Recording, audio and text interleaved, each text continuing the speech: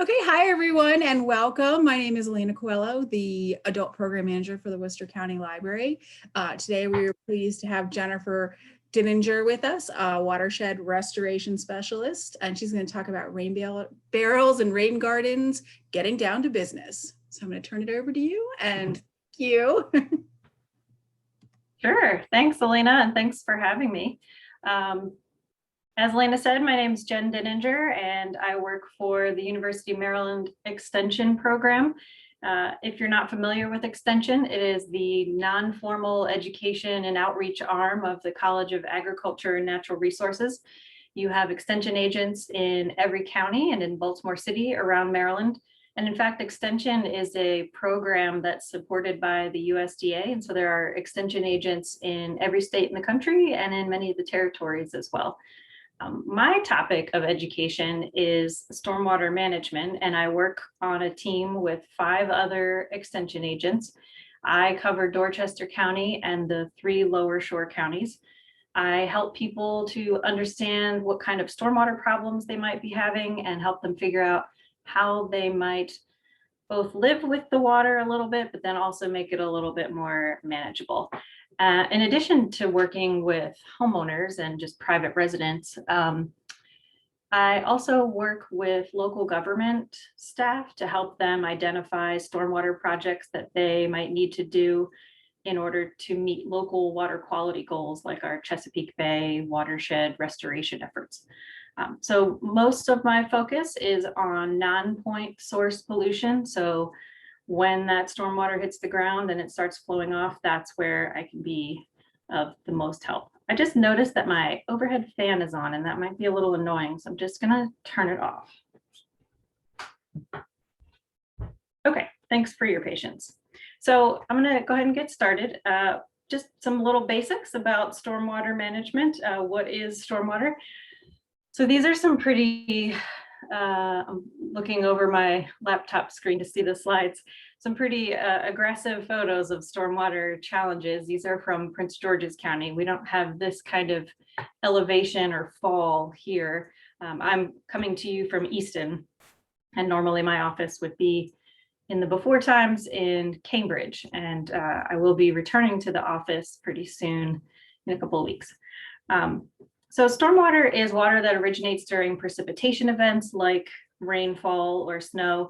And when it hits the ground, it can take with it anything that's lying on the ground. So that could be sediment, it could be pet waste, trash, any leftover pesticides or fertilizer that was put on the yard, any motor oil, anything that's on the ground. And when that stormwater hits the ground, it starts to flow downhill and towards the nearest stream or creek or river. And we don't actually run stormwater through a wastewater treatment plant. The stormwater goes into the culverts or into the drains, the storm drains you see on the road, and those are piped directly into the streams and rivers. And so it's really important that we try to manage for that stormwater before it ends up with all the stuff it's carrying into the local rivers and streams.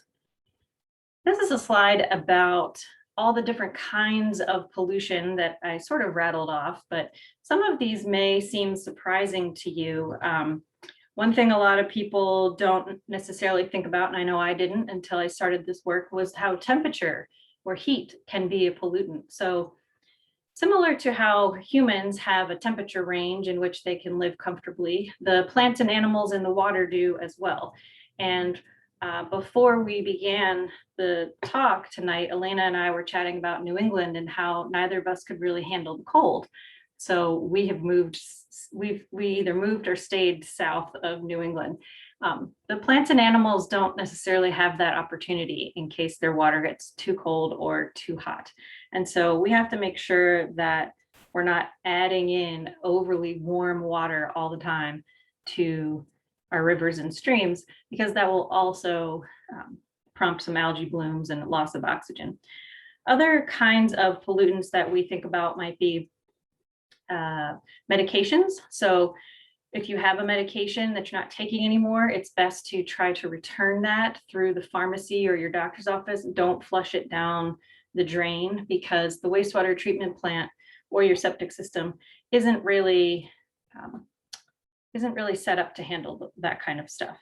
It's only set up to handle human waste. And then pet waste. I know that pet waste might not seem like that big a deal because there are lots of animals out there in the world that also maybe don't use private facilities. But there's a lot of bacteria and pathogens in pet waste, and that can end up in the rivers and streams. And then if we want to swim in there, we don't want to be swimming in there with pet waste. For our purposes, we care mostly about nitrogen and phosphorus as our nutrients, but then also sediment as well. So that picture I showed you earlier was a big sediment plume headed into the receiving waters. The Coastal Bays program does an annual report card where they report on the health of the bays that are part of the coastal bays. And you can see on the slide here what the scores mean. It's sometimes tough to think about a report card as something that can drive you to do better, because if you're getting a B+, then cool, hey, that's a grade that my parents would be happy with. What's wrong? But the challenge really is that a B+ is really not where we want to be. We do want to be in that A zone so that everybody and every critter can feel healthy and safe in the water. What you can see here from the Coastal Bays report card is that for the most part, our nitrogen inputs aren't too bad. St. Martin's River is not great, but the phosphorus input is pretty detrimental in the coastal bays. And Worcester County is an interesting county because you actually have two big watersheds. Part of the county drains to the coastal bays and part of the county drains to the Chesapeake Bay. So I've also got these slides from Chesapeake Progress that show the inputs, both in nitrogen, and the next slide will be phosphorus, from our urban runoff source. And so you can see on the right-hand side, there's a list of types of sources. We're looking today at urban runoff because that's the kind of work I work on, but also that's generated by anybody who has a driveway or a roof or an impervious surface around them. And while it's called urban runoff, it doesn't mean that it's just big cities like Ocean City or Salisbury or Baltimore that are causing the runoff. It just means anywhere where there's a town or a city or a neighborhood with impervious surface. And what you can see from this bar chart is that the inputs from urban stormwater are actually increasing. And I don't have other slides, but on this Chesapeake Progress website, you can actually see that the inputs from agricultural sources and wastewater treatment plants are declining. So as we're putting a lot of energy and effort into formal systems of controlling stormwater pollution or controlling water pollution into the bay, what we're finding is that these diffuse sources like stormwater runoff, they're actually growing in their intensity and in their harm to the bay. And the same situation is happening with phosphorus as well. So what can we do to help? This problem does seem rather large, and it does feel like if I'm not a big source, then what's the big deal? But if we're all doing a little bit, then we can all make a difference that will actually show up in the water column and in our water quality. So I'm going to talk a little bit about rain barrels. I'll pause and see if there's any questions, and then we'll talk about rain gardens. So rain barrels are not the solution necessarily to bay restoration, but if more people used rain barrels, then we could do more water conservation. And the rain barrels capture that first flush of anything that has landed on your roof or that's in your gutters, that first flush of stuff that's coming off when it first begins to rain. And if you think back to your driver's ed days, the driver's ed instructor or the trick question on your test was always, when is the slipperiest time to drive during a rainstorm? And the answer is right at the beginning, because the oils that are, or the oil or the grease or whatever's on the ground is mixing with the water and is causing a slick surface. Eventually the water washes all that stuff away, and the driving is safer, but that means it's washing it away into the creek or the stream. And so the more that we can help by preventing bird waste that may have landed on our roof, or the materials from our shingles that might be slowly eroding from ending up into the sheet flow that goes into the stream, the better. You can find a rain barrel pretty much anywhere. You can call up any of these hardware stores or home improvement centers. You can buy them online. Or you can even find places that are donating old barrels. You'll see a lot of those blue or white storage barrels that companies might be trying to get rid of. So if you have a connection, you can certainly do a DIY on a rain barrel that will be just as effective as a store-bought rain barrel. So again, as I was saying, the rain barrel purpose isn't necessarily to save the coastal bays or save the Chesapeake or save the Pocomoke. But what they can do is help you conserve some water and then help prevent some of that pollution and even help with the temperature of the water. So when the stormwater first hits your roof in a storm, actually we had just a little bit of a storm here, and you may be having a storm where you are. I'm up in Easton. The materials are hot, and so the water will take on the temperature of the materials. But if you're helping to catch that first flush, then you're helping to kind of hold some of that warmer water back before it goes out to the receiving waters. The Gunpowder Valley Conservancy in Baltimore did a survey about what people assumed were the benefits to rain barrels and what barriers they had to installing them. And the biggest barriers that people indicated were they were worried about mosquitoes and they didn't know how to install a rain barrel. So I'm here to tell you that I can help you install your rain barrel and or talk you through it depending on what your situation is. And you can also watch this video. I have my contact information again at the end. And I have some handouts that I will send to Elena that she can distribute, and I can send to you as well if you email me or just call. But with mosquitoes, if you maintain either the sealed rain barrel, and I'll show you a picture of that next, or the mesh screen and keep that mesh maintained so there aren't any holes in it, you'll really cut down on your mosquito problem. And you can also use a mosquito dunk. They are non-toxic, they are safe to be around pets and kids and humans. And you can put the mosquito dunk in your rain barrel. There's a couple of steps or a couple of recommendations. You can use your rain barrel water to water any ornamental plants in your yard. If you are going to water things that you might eat, the recommendation is just to put the water on the ground around the vegetable or the herb or the fruit and not to have the water touch. I've got a little bit of research information about that in a few minutes. I'll get to that. So these are the two basic types of rain barrels. On the left-hand side, you can see that standard kind where you do a straight clean cut on the downspout and then just direct it to that mesh screen and the water comes down.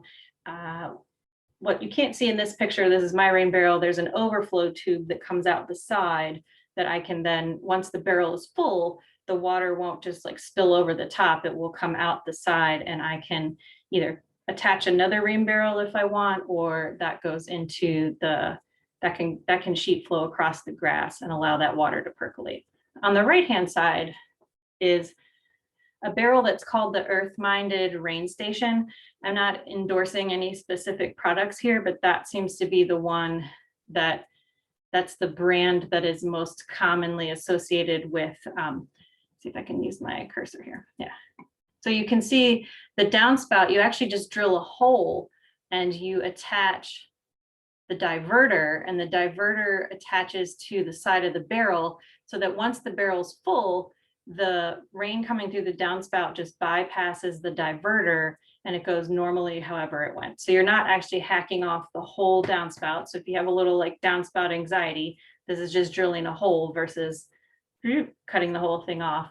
And then you can still use it the same exact way where you might have a spigot where you can fill up a watering can.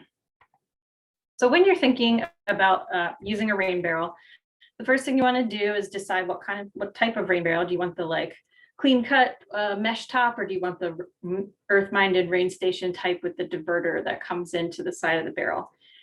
You also want to make sure it's pretty near to where you want to use the water. It's great to haul water back and forth to get exercise, but I think that gets old after a while, especially if you're really into gardening.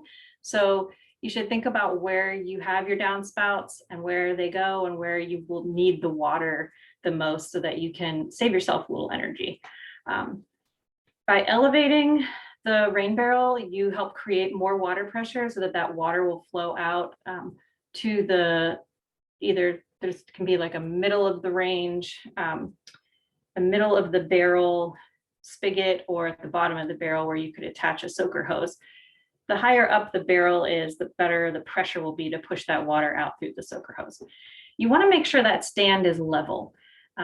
Every pound of water weighs about 7 pounds. So if you have a 50-gallon, every gallon of water weighs about 7 pounds. So if you have a 50-gallon rain barrel, then you have 350 pounds of water. And if your barrel is tipped, then as that thing fills up, it can start to threaten to spill over. And you don't want to have any injuries or issues with your rain barrel. So make sure that it's level, measure that a couple times. The same with measuring the distance that you want for your downspout and where that diverter might go. The earth-minded rain station comes with a diverter kit, but you can also just have a barrel that you have from wherever you got and purchase just the diverter kit online, and then basically retrofit that barrel by drilling a hole into the side and then drilling the hole into the downspout. So there is some measurement about how high up you want each of those holes so that the water will actually flow down into the barrel and not back from the barrel into the downspout. So measure twice, cut once, always sound advice. So this is just a few tips about how to use your rain barrel. Rain barrels are cool. They're pretty easy to set up. They're not always used properly because you have to remember to go out and empty them. So they work best when they're empty because that's how they're going to collect the water. And one of the things you can do is, if you don't have something to water with your rain barrel, you can just let the water go out and allow it to soak in on the ground. The conservation element of the rain barrel is not just saving the water for you, but also if we were to let that water sheet flow across the ground and then into the stream, it would take a much longer time for evapotranspiration to happen again and then seed the clouds and then rain back down in order to potentially recharge our groundwater. But if you are releasing your rain barrel water and just allowing it to soak in to the ground, that's letting the water gain quicker access to that groundwater aquifer. And so that's another way that you're helping to conserve water in the community. All of our drinking water on the shore comes from groundwater. And so that's a useful way to help there. I mentioned there was some research out of New Jersey about the potential contaminants that could be in rain barrel water. So they did a small study about rain barrel water, and they found that the heavy metal concentration in the water posed a very minimal risk. And the heavy metals are coming from atmospheric deposition or from roof tiles or shingles. Most of the water quality samples that they took were below agricultural irrigation water guidelines for E. coli, but they do recommend that if you're going to use the water to irrigate or to water plants that you plan to eat, that there's a little, that you should treat it with a small bleach solution first. So a 5 to 6% household bleach solution, which is 1/8 of a teaspoon of bleach to 1 gallon of rain barrel water, that's all you need. And you can let that gallon of water sit for a day before you start watering, and then that should really help. And in the handout that I prepared that I'll send to Elena, I have those instructions as well. Rain barrel maintenance isn't hard. Again, it's just a matter of remembering to do it. You always want to make sure, especially if your gutters have debris in them, that you clean the debris from that screen to prevent the screen from getting any holes in it, which could allow for mosquitoes to come in. And then in the winter, around here, our winters are quite mild, and so you could get away with just not winterizing the barrel and moving it away from the downspout or shutting it off. But the chances are that the water will fill up and then the barrel will freeze and crack when the water expands, and then your rain barrel's ruined. So it really just does pay to do your winter maintenance and put the barrel away. You're not going to be watering anything in the winter anyway, so it's not like you're going to be saving that water for your garden for later. Okay, so I'm going to pause here. Elena, I can't see if there are any questions or any stuff in the chat or Q&A, or if there's any hands raised. So if you see any of that, please just let me know. Yeah, I don't see any. If anybody has any questions, you're welcome to put it in the Q&A or the chat. Or you can wait till the end, or yeah, people can ask questions anytime. Yeah, obviously it's quite informal. So please, I don't need to hear myself talk the whole time either. So if there's questions that folks have, or if I'm being confusing or going too fast, then please stop me and we'll address them. Okay. I think we're good. I'm gonna move right on. now. Oh, sorry, you just muted yourself. It just go on. Thank you. Sure. Okay. Okay. I'm going to move on to rain gardens. And this is a picture of a Girl Scout troop out of Berlin several years ago that helped put in a rain garden at the Old Trinity Church in Church Creek in Dorchester County. And we helped them, or they came and helped us with a Conservation Corps service project.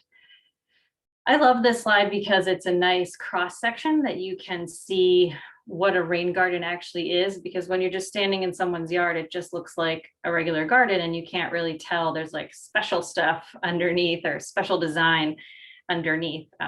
Don't be alarmed by the idea that the design is special. It's really quite doable for the average homeowner who maybe likes doing yard work but doesn't want to get into a landscaping business. So a rain garden is a shallow depression in the yard or in the land. You can see there's an item called ponding depth.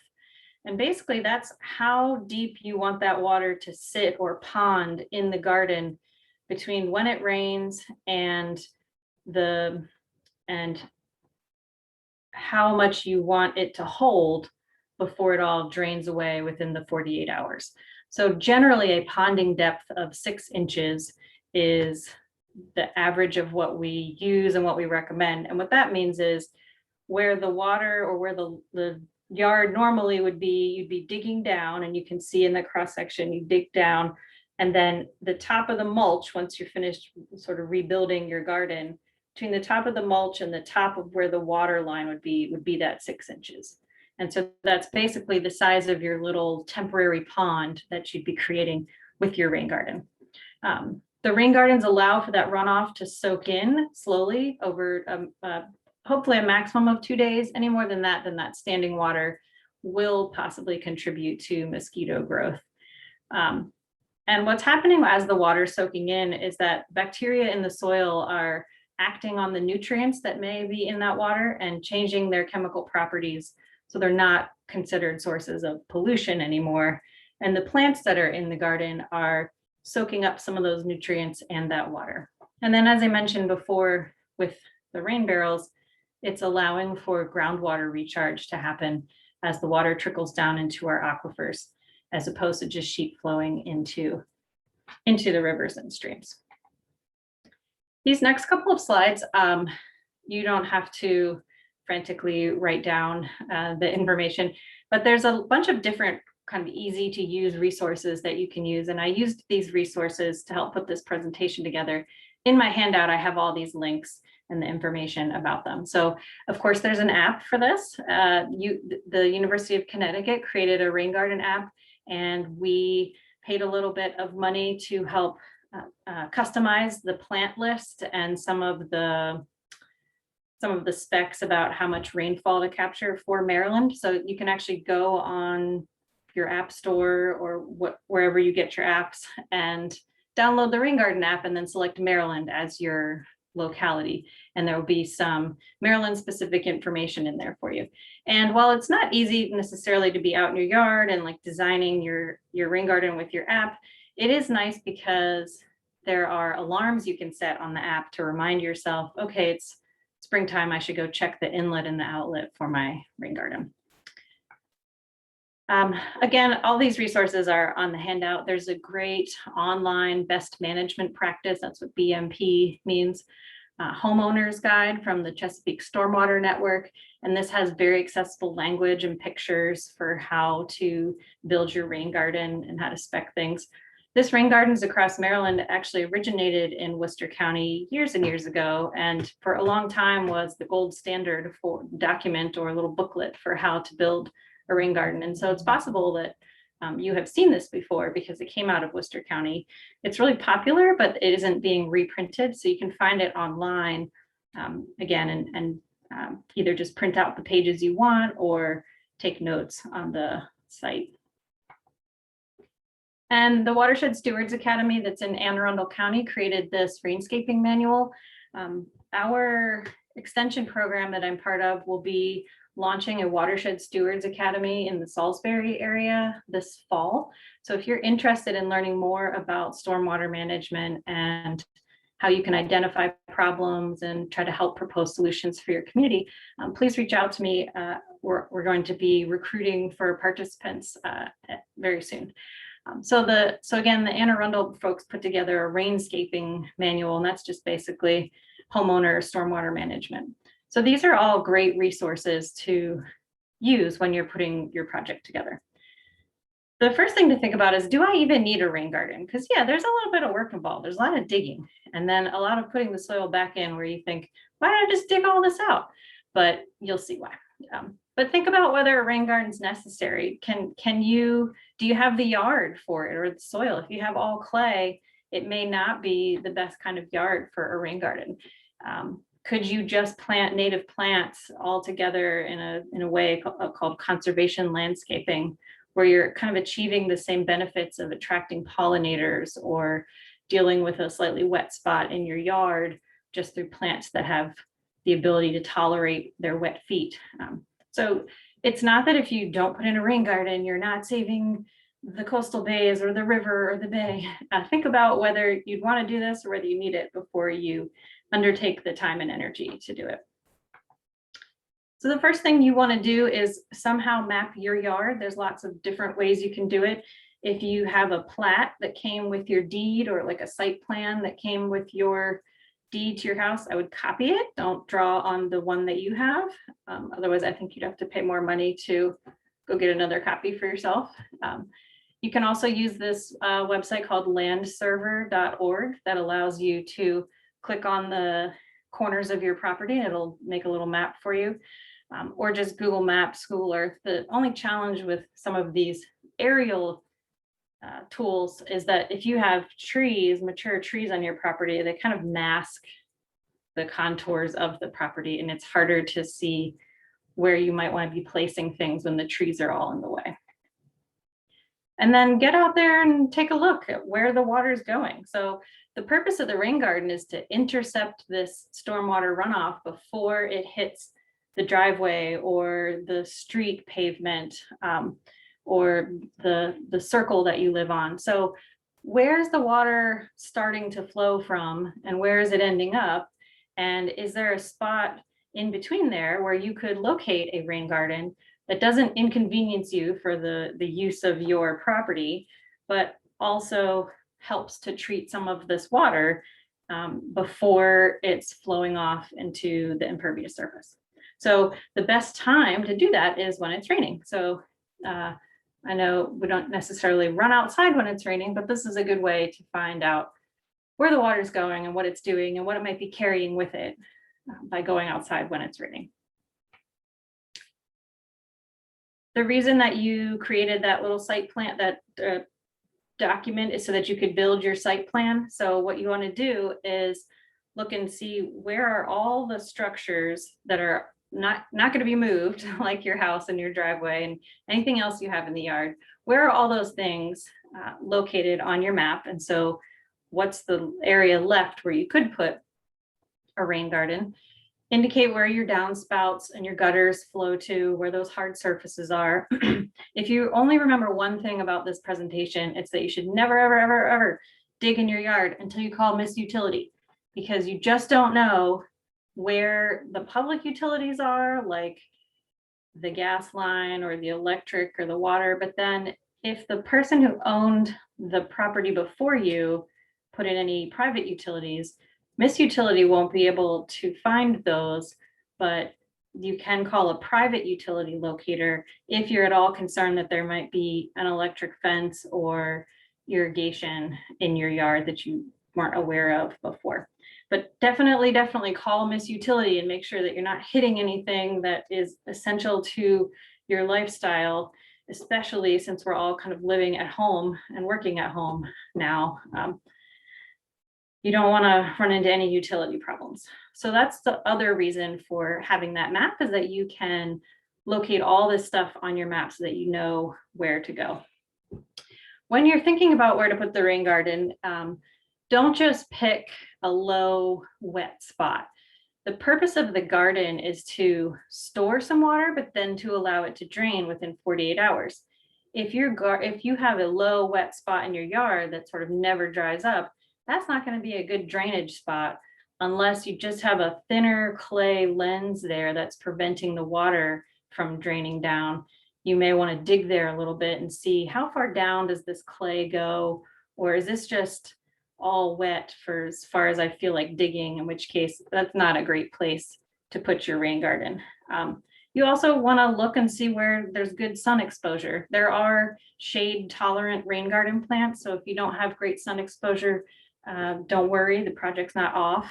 You can definitely get shade tolerant plants.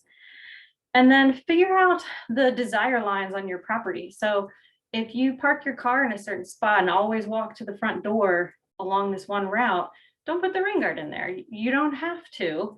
You don't have to suffer in order to do good things for stormwater. You can walk from where your car is to your front door and possibly have a rain garden and be just fine. It's always good when you're going to do something in your yard to get a soil test. A lot of people kind of just put fertilizer down in the spring or the fall thinking this is the right time to do this, and this is like a bag I got at the store. But if you don't know what nutrients are already in your soil, you won't know what the plants will need or what even the grass needs before you start amending it. So the Rain Garden app can show you your soil type. The web soil survey is also online. There's also a bunch of soil testing labs on the Home and Garden Information Center website. The Home and Garden Information Center is a University of Maryland Extension resource that's really incredible for any plants or pests questions that you have about anything home and garden related. It's very aptly named. So again, I included the link to that on the handout I have for the presentation. It is very important to do a drainage test because you don't want to go through this time and energy and expense putting your rain garden in just to find out you put it in a spot that doesn't drain anyway. So you want to dig down. I recognize that maybe 18 inches is a little deep for places in the coastal plain where our water table can be pretty high and where it just feels like we're kind of constantly living with a wet yard. Dig down as far, maybe 12 inches might be the best that you can get to. You fill that hole up with water and let it drain out. And the reason you're doing that first is you're simulating kind of a rainstorm condition. So if you were to dig the hole, fill it up, see how the water drains and be done, that's really only telling you how your rain garden would operate in dry conditions. You want to simulate a little bit more of a rainstorm than just one bucket of water to make sure that your garden will drain. If for some reason over 24 hours or 48 hours, that hole doesn't drain, then you can either dig down a little deeper and see if you can get below that clay lens, or you might want to consider a different site in the yard because you may not be in a good drainage site. And you can see on the left-hand side, you don't have to clock your drainage every hour. But if you If you want to, you can. It's a good science project. But what we're looking to see is, did the water drain within 24 to 48 hours? And that's really just to prevent the mosquito problem from happening. When you go to make the size of your rain garden, you really need to think about how big the drainage area is. So this is a little map of my property, and those red pins are all where I think, after walking around in a rainstorm, where I think the water is coming from. So the size of the area that's draining to my rain garden is important to know, because your rain garden should be about 10 to 12% of that size of the drainage area. If it's any smaller, then too much water will come in and it'll overflow it and drown your plants or blow out the berm on the side. And if it's too big, then nothing will really grow, because it does need some water to have to come into the rain garden to keep it functioning. So you want to map out how big the area is where the water will be coming from that goes into your rain garden, and then size your rain garden to be about 10 to 12% of that area. Again, I mentioned the amount of a pond that you want to create is about 5 to 6 inches. And then the type of rainstorm that we are recommending folks try to capture is normally a normal regular storm would be considered a 1-inch rainstorm. So the most types of storms we might get are storms that generate on average 1 inch of rain. But with climate change and an increase in precipitation frequency and volume, we're seeing that it makes more sense to design your rain garden to be able to hold 1.5 inches as a normal storm. And that way your garden will not get blown out by bigger and stronger storms that we're starting to see. The best kind of shape for your rain garden is round. Nature doesn't really like squares and corners. And so you want to think about where the water is coming in. You can think about a kidney shape where the water comes in and kind of that bend of the kidney. You're going to build a little inlet of rocks into that spot where the water is going to come in. But really, it's up to you what you can fit on your property, as long as you're not trying to maintain a very rigid square or rectangular pattern, just because nature and the water will win no matter what in the end. And again, as I said, there are shade palettes for the plant scheme that you can have, but as much sun as you can get would be good, because the sun also helps with the evaporation of the water, as well as the allowing it to seep in. And then once you've thought about all these things and called Miss Utility and had your utilities marked, then it really is time to dig. So you're going to dig out the garden, and if you just have clay, but you've gotten through the clay and you've gotten down to the more infiltrative stuff like sand, then you're going to fill your garden back in with like clay buster mixed with the soil that you have. You can also bring in new soil, like a bio retention mix. You want to keep that top 6 inches of your soil. If you have good topsoil, keep that for your garden, because you want to make sure that the water can percolate down. If you just dump all the clay back in, the water is just going to sit there and not soak in. So you're creating that inlet to kind of guide the water as a place to go, and you're going to stabilize it with a little bit of like river rock or crushed rock, so that the water doesn't just kind of sheet flow into your rain garden. And the same thing will be with the outlet. So I think there's a picture. Yes, you can see here. Let me find my cursor. Here we go. We built a little berm around this rain garden, and I'm using my cursor to try to show the berm. So the water comes in over here on the left, and it'll pond all in this area. A berm is quite necessary where we are, where it's quite flat, because when the water comes in, you don't want it to just sort of flow right out. You want that berm to almost act like the side of a pool, where the water is hitting the side of the pool and staying and ponding into the garden, because the point is to actually hold that water.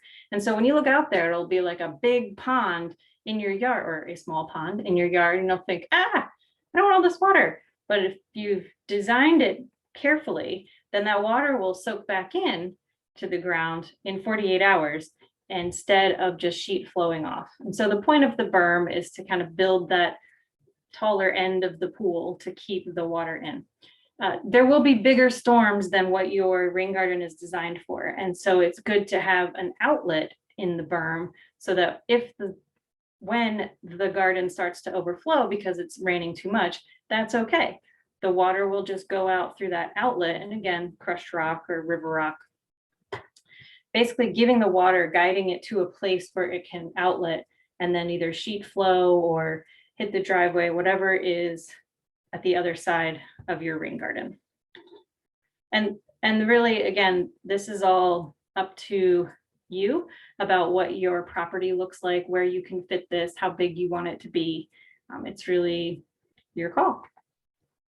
And then this is actually what most people, I think, find to be the most fun part, which is picking out the plants and figuring out what you want to do. Is this a garden to honor your favorite sports team? And so you just have 2 colors of plants. Are you looking for more pollinators? So you're going to think about those things when you're planning out the plant scheme for your garden. And remember that in the bottom of the rain garden, it's like a little bowl. The bottom of the rain garden will be the wettest, the longest. And so you want to make sure that those plants in the bottom of the bowl are able to have wet feet, like an iris. So a plant that can stay wet for a long time is a good plant for the bottom of the rain garden. And then there's like another zone or 2 as you move out from the bottom of the bowl, where these plants out here in the little bit wider parts of the bowl, they can tolerate being drier for longer because they won't be as exposed to the water as the bottom of the bowl. Just checking my notes here. The Low Impact Development Center has some great templates that you can use. I'm not necessarily a plant person, so I appreciate these templates to help me understand how big these plants would grow, what color blooms they have, when they bloom, and which ones grow better in sun and shade.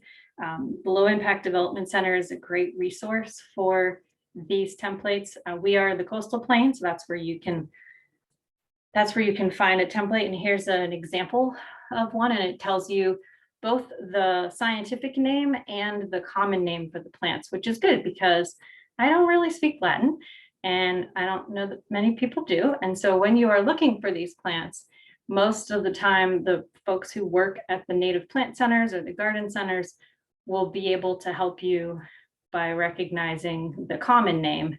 And then you'll have both as a resource for making sure you get what you're looking for. And then mulch and maintain it. Just like everything else, it takes some maintenance, and it's better to establish a system than to have it fail and then have to go back in and do all this hard work again. So you want to get hardwood mulch for your garden, and that's really because the hardwood mulch doesn't float the way some of the other mulch would, because what you're doing is bringing the water into the garden, and the last thing you want is for all of your mulch to float up and then float away. So triple shredded hardwood mulch is really the kind of gold standard. Don't be sad if a plant or 2 dies. That is to be expected. That always is the hardest part for me, because I'm like, what? I did all this work. Why is this not living? But it's just normal. It's just part of gardening. You may just have to replace a few. And over time, plants will fill in as well. You do need to water the garden to begin with, which may not seem intuitive, but often we're planting these in the late spring, early summer, and there isn't going to be a whole lot of rain happening. And the plants do need some water to get going and to get started.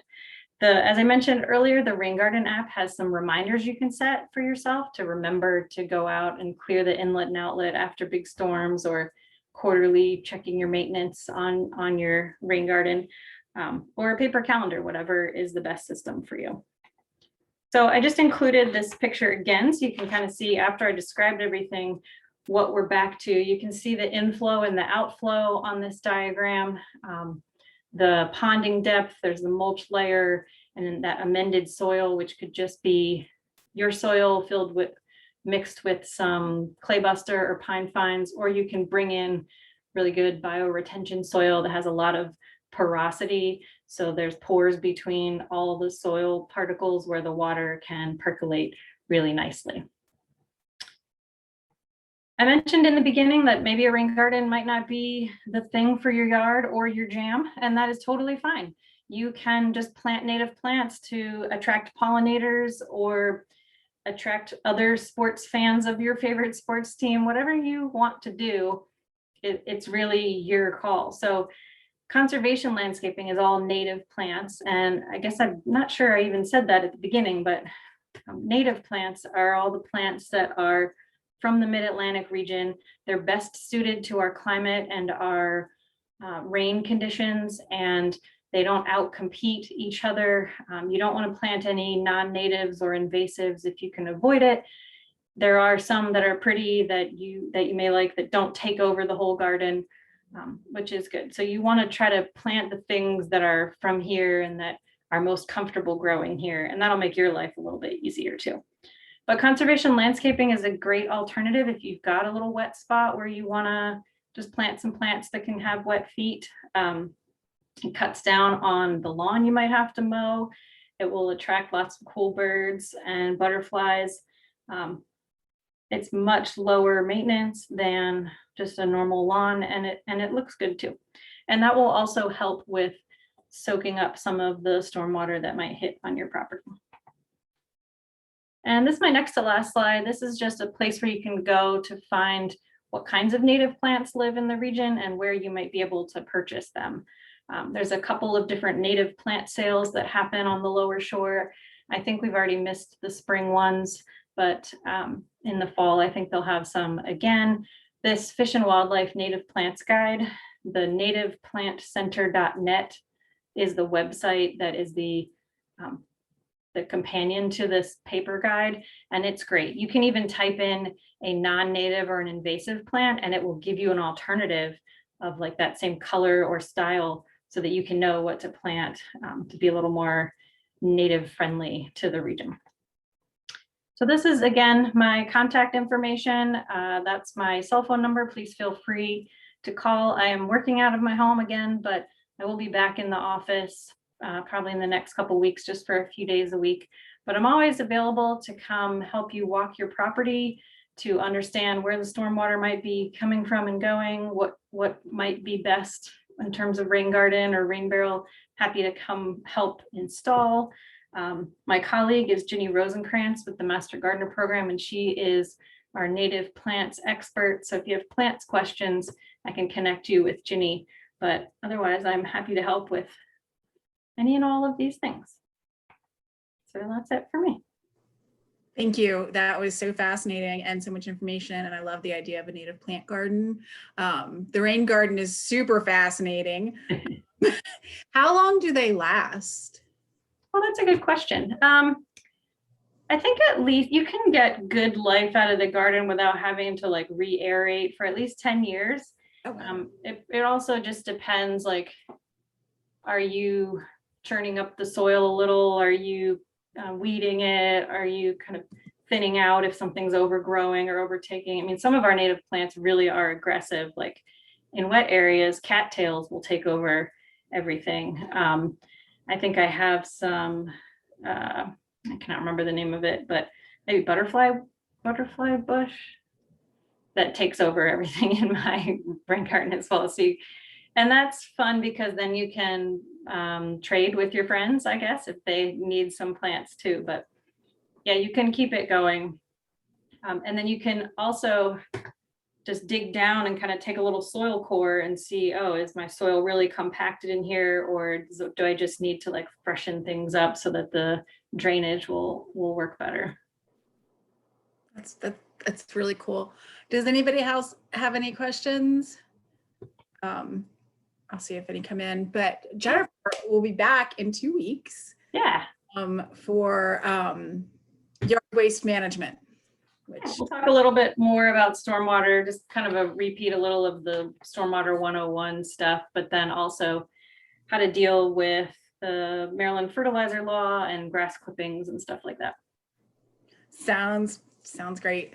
Thank you so much for being here. Thanks to everybody that could join us. This will be on our YouTube channel, so you can access it as much as you want, and I will email out the documents probably tomorrow or when I get them Friday. Yeah. No pressure. I'll send them to you. I have them all teed up. Perfect. All right. Thanks again. It was really nice to meet you, and I'll see you in a couple weeks. Sounds great. Thanks, Alina. Good night. Bye.